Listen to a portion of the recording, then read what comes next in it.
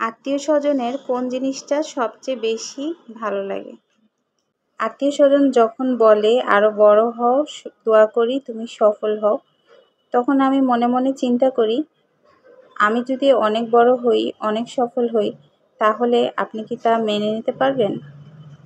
বিসমিল্লাহির রহমানির রহিম। আসসালামু আলাইকুম। সবাই কেমন আছেন? আশা করি ভালো আছেন। আর একটা নতুন ব্লগ ভিডিও নিয়ে চলে আসলাম। প্রতিদিনের মতো আজকে বানাবো স্যান্ডউইচ। আর স্যান্ডউইচ বানাতে বানাতে মজার কতগুলো গল্প শেয়ার করি।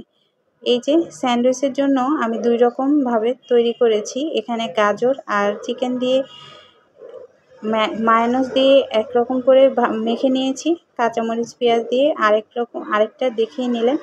এখানে কুসুমটাকে আলাদা করে মায়োনেজ দিয়ে একটু একসাথে করে মিশিয়ে নিয়েছি। তারপরে ডিমগুলা কেটে নিয়েছি আলাদা, সাদা অংশগুলো আলাদা করে দিয়ে দিব। এর মধ্যে চাইলে আপনারা শসাও দিতে পারেন, আর না দিলেও কিছু সমস্যা নেই, এমনি এটা খেতে অনেক মজা হয়।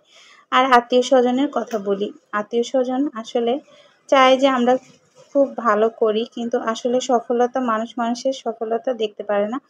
যখনই মানুষ সফল হতে যায় তখনই কিন্তু মানুষের পিছনে পড়ে যায়। আর এটা একদমই সচরাচর সবসময়েরই এটা রেগুলার একটা নীতি যেটা বলতে পারেন। সবসময় সফল মানুষের পিছনে লেগে থাকে। আর যত কিছুই হোক না কেন, আত্মীয়-স্বজনকেও ফেলে দেওয়া যাবে না, আবার নিজের সফলতাকেও পিছনে ফেলা যাবে না। সব কিছু নিয়েই এগিয়ে চলে যেতে হবে। অবশ্যই আমরা আত্মীয়-স্বজনের সাথে থাকবো ইনশাআল্লাহ।